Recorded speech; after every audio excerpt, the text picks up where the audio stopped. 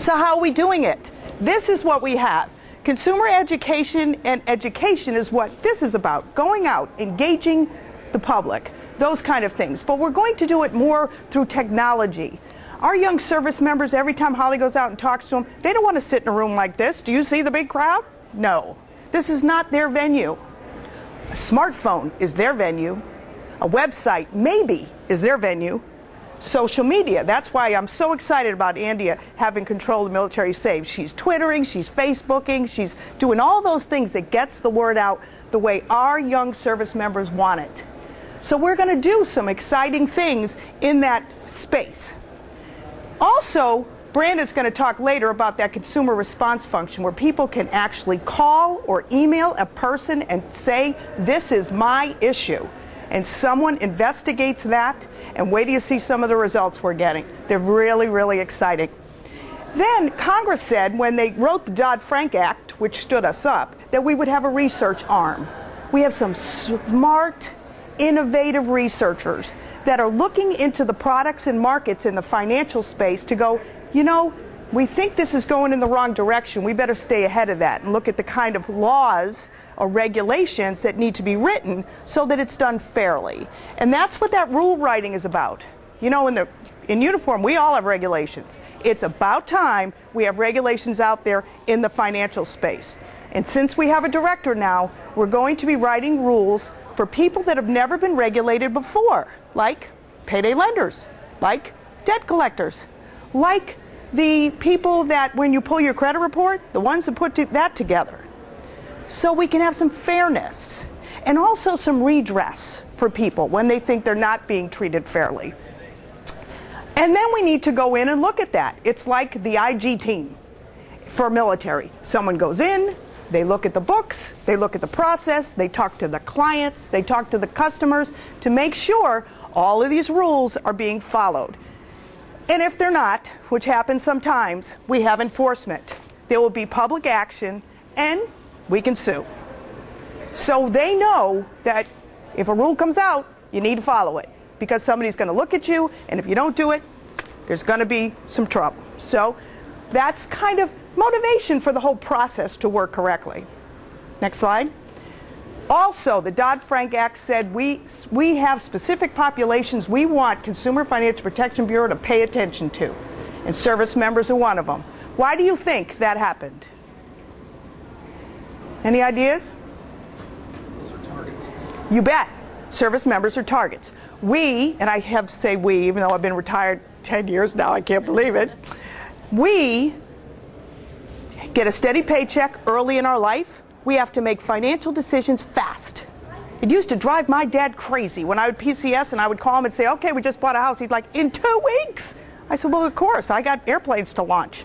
I had to get a place to live, and the rental market was horrible, and yeah, it's shocking to people how fast we have to make decisions.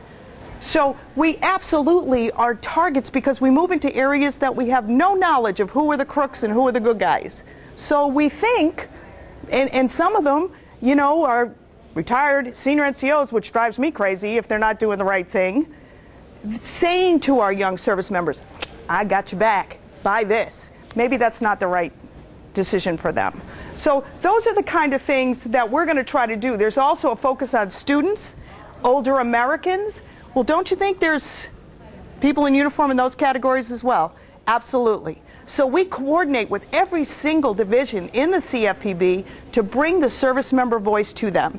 And a few other things happen with us. This is what we're charged to do in the Dodd-Frank Act, which is to focus specifically on financial education for military members. So we work hand in hand with DOD because, of course, they have a wonderful financial education program, which we can supplement and augment in pieces they can't get to, like service members before they go to boot camp.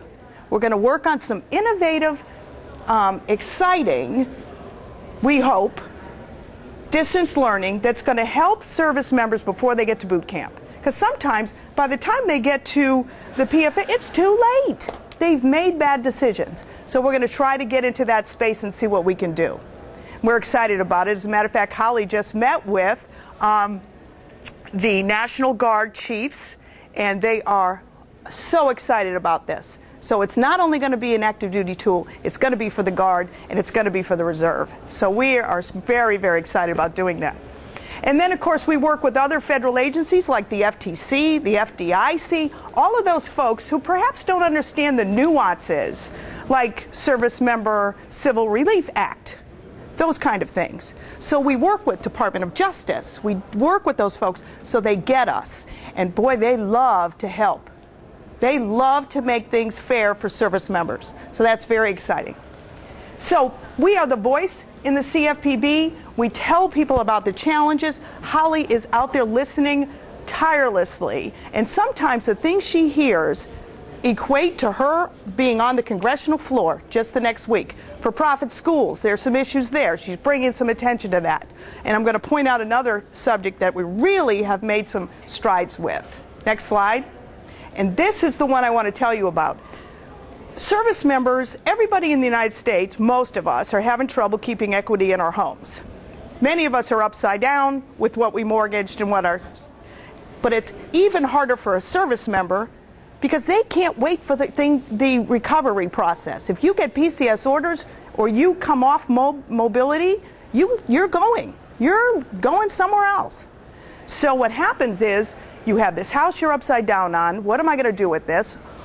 I have to mobilize. I have to move. I have to go back. Well, before, you would go to your bank and say, look, I got issues. I need to figure this out. And they'd say, sorry, you need to be late 3 payments before we can consider you for these programs. Military people can't do that. You blow your FICO score, it's your security clearance. So there are some really significant issues, which Holly, coordinating with Department of Justice, Housing, HUD, all different agencies, shined a light on it, talked to Congress, and now Fannie Mae and Freddie Mac consider PCS moves in the distressed category. Now you can talk to them about different programs that you may be eligible for. That was such a success. It happened that quick, and it happened because Holly heard from people in uniforms. So I want to encourage all of you, and we're going to show you how to talk with her and get your needs sent to her, because things can happen through the CFPB. We also are doing things like cross-functional working teams. Used to be, if there was a company that was taking advantage of service members and they would get caught and they would get adjudicated against, let's say in New Jersey, all of a sudden they would leave and they would pop up in Las Vegas outside an Air Force base, or you would see them around a Guard community. And we didn't know that they had been adjudicated against New Jersey. Now we have a database called ROAM, and it's a joint between the JAGs, Department of Justice, the Attorney Generals, and the CFPB stood up this database. We will know right away if they have been adjudicated against for taking advantage of service members, no matter where they are in the country. I'll tell you what, the lawyers love this because it's going to make it so much easier to track the bad guys. So that's the kind of thing that's starting to happen. Next slide. We also, I was telling you, Holly's everywhere. She holds the record for the CFPB before being in front of Congress. You know, and they listen on either side of the aisle. It doesn't matter.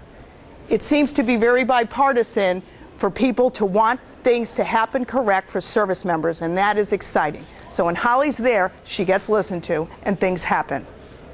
Now, what I want to do now is turn this over to Brandon, because I want him to talk to you about the military complaint and consumer response process.